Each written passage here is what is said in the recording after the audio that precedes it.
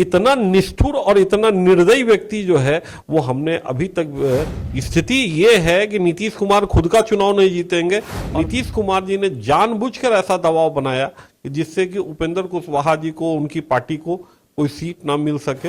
कैसे ये व्यक्ति उम्मीद करता है कि बिहार का मुख्यमंत्री बनेगा, हमको ताज्जुब लगता है। इनमें से किसी भी नेता की ताकत नहीं है कि अगला बार विधानसभा चुनाव जीत सके। आगामी 2025 में बिहार विधानसभा का चुनाव होगा और मुकाबला काफी धमाकेदार होगा।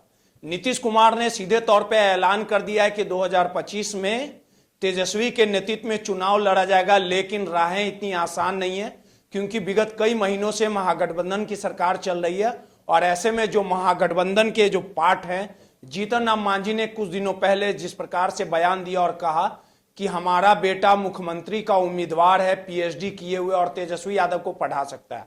वहीं उपेंद्र कुशवाहा ने भी नीतीश कुमार के खिलाफ मोर्चा खोल दिया। अब ऐसे में 2025 में जो महागठबंधन के सामने बीजेपी की टक्कर होगी, तो आखिर जब अपने में ही फूट है तो तेजस्वी यादव कहीं ना कहीं परेशान और बेचैन है।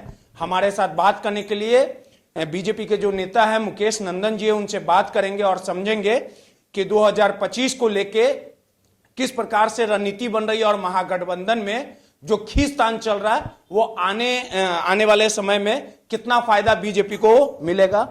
मुकेश जी, महागठबंधन में सब कुछ ठीक नहीं चल रहा है। मांझी जी के कह रहे हैं कि हमारा बेटा योग्य है, पीएचडी किया हुआ है, तेजस्वी को पढ़ा सकता है। वहीं उपेंद्र कुशवाहा भी मोर्चा खोल दिए, तो आपस की लड़ाई में तो बीजेपी को फायदा मिल रहा है। आप लोग तो खुश होंगे मने मन कि लोग आपस में लड़े या 2025 में मेरा रास्ता साफ हो जाए। देखिए, खुश होने की बात नहीं है, ये इन्होंने सर्कस बना दिया है, कॉमेडी शो बना दिया है बिहार की राजनीति को। ये 7 दल का गठबंधन इन्होंने इस तरीके से घोषणा किया था कि इतना बड़ा गठबंधन है कि 7 दल जो है वो कभी भी टिकेगा नहीं। कितनी बड़ी बड़ी बातें इन लोगों ने कही थी। आज इनके हर नेता के सुर अलग अलग है, कोई कुछ बोल रहा है, कोई कुछ, इसी का एक दूसरे के साथ कोई तालमेल नहीं है। सबसे बड़ी दिक्कत ये है कि कोई किसी को नेता भी मानने को तैयार नहीं है। अब कोई कह रहा है मेरा बेटा जो है ज्यादा जो है, बयान से कितना आप सहमत हैं? यही बात हम कर रहे हैं। देखिए, राजनीति में बयान से कोई मतलब नहीं होता है, ताकत देखी जाती है कि किसकी ताकत क्या है। इनमें से किसी भी नेता की ताकत नहीं है कि अगला बार विधानसभा चुनाव जीत सके। स्थिति ये है कि नीतीश कुमार खुद का चुनाव नहीं जीतेंगे और बाकी जीतन राम मांझी या अन्य जो नेता बोल रहे हैं, किसी की जनता ने सबको नकार दिया। जीतन राम मांझी के पास कुछ आधार होगा, बोल रहे मेरा बेटा शिक्षित है। भाई, जीतन राम मांझी कितने बार पलटी मारेंगे? वो भी नीतीश कुमार के साथ साथ वो भी तो पलटी मार रहे हैं। आप लोग स्वीकार भी तो लेते हैं। देखिए, आप लोग को भी तो नहीं ना स्वीकारना चाहिए। देखिए, गठबंधन की जब कोई मजबूरी में कभी ऐसा किया गया, लेकिन आगे के लिए बिल्कुल स्पष्ट भारतीय जनता पार्टी अपने बलबूते यहां पर चुनाव लड़ने जा रही है। और अगर किसी के साथ कोई अलायंस होगा भी तो उसमें जो भारतीय जनता पार्टी का जो मापदंड होगा या जो उसकी जो शर्तें होंगी, उसके आधार पर जो हमारे साथ आएगा वही रहेगा। यहां ये वाली बात नहीं कि भाई हम ऐसा बोल रहे हैं और हम आपके गठबंधन में जो है जबरदस्ती शामिल भी रहेंगे और आपका विरोध भी करेंगे। उपेंद्र कुशवाहा बगावती सुर अपना लिए, कह रहे हैं कि नीतीश कुमार रास्ता भटक गए। आखिर उपेंद्र कुशवाहा को सब काहे दिखा? 2020 में तो मुख्यमंत्री का उम्मीदवार बन रहे थे, 21 में खाता नहीं खुला, पार्टी विलय कर लिए। जब उनको मंत्री नहीं बनाया गया तो तकलीफ बाहर आ गई। यही सच्चाई है कि आपको लगता है? देखिए, उपेंद्र कुशवाहा का तो मैं ये कहूँगा कि शोषण ही हुआ। उपेंद्र कुशवाहा को जिस प्रकार से एनडीए में वो थे, एक सम्मानजनक स्थिति उनकी थी और सम्मानजनक स्थिति में रहने के कारण जो है वो केंद्र में मंत्री भी रहे और काम भी उनका अच्छा। शोषण हुआ कि लालच में चले? नहीं, जो बात मैं बता रहा हूँ उसको पूरा सुन लीजिए। उपेंद्र कुशवाहा भारतीय जनता पार्टी और एनडीए गठबंधन में थे लोकसभा के चुनाव के समय, और वो जो है केंद्र सरकार में मंत्री भी रहे और उनको जो मंत्रालय मिला उसका परफॉर्मेंस भी ठीक ठाक उन्होंने दिखाया। कहीं किसी प्रकार की परेशानी नहीं थी। लेकिन जब भारतीय जनता पार्टी और जदयू का गठबंधन हुआ, उस समय नीतीश कुमार जी ने जानबूझकर ऐसा दबाव बनाया कि जिससे कि उपेंद्र कुशवाहा जी को, उनकी पार्टी को कोई सीट ना मिल सके और वो गठबंधन से बाहर हो जाए।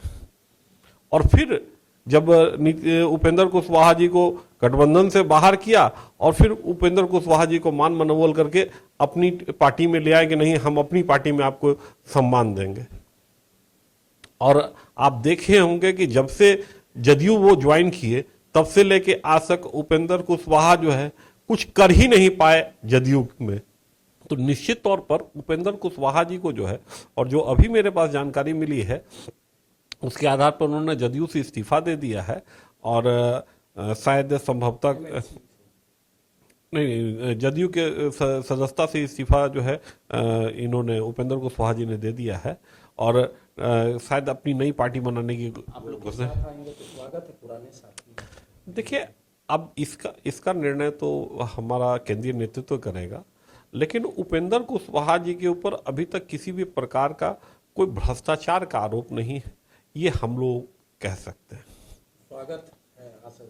देखिए, फिर हमने कहा कि इसके विषय में जो है मैं सिर्फ इतना ही कहूँगा कि ये निर्णय केंद्रीय हमारी जो टीम है वो लेती है, तो निश्चित तौर पर लेकिन उपेंद्र कुशवाहा जो है वो एक साफ सुथरी छवि के व्यक्ति जो है वो बिहार की राजनीति में रहे। 2025 में चुनाव है, लालू जी का भी आगमन हो गया है, सिंगापुर से इलाज करा के आ गए हैं, तो लगता है कि लालू जी के आने से कुछ स्थितियां बदलेगी कि नरेंद्र मोदी का जादू 2024 में जारी रहेगा और 25 में भी धमाकेदार जीत मिलेगी? देखिए, लालू जी का एक सूत्री एजेंडा जो है, या जीतन राम मांझी का एक सूत्री एजेंडा रहा है कि भाई अपने बेटे को स्थापित करना, उसको मुख्यमंत्री बनाना या उसको मंत्री बनाना, सांसद विधायक जो बनाना उनको होता है। तो लालू जी अपने एजेंडे पर कायम है कि उनको अपने बेटे के अतिरिक्त किसी और में टैलेंट दिखता नहीं है।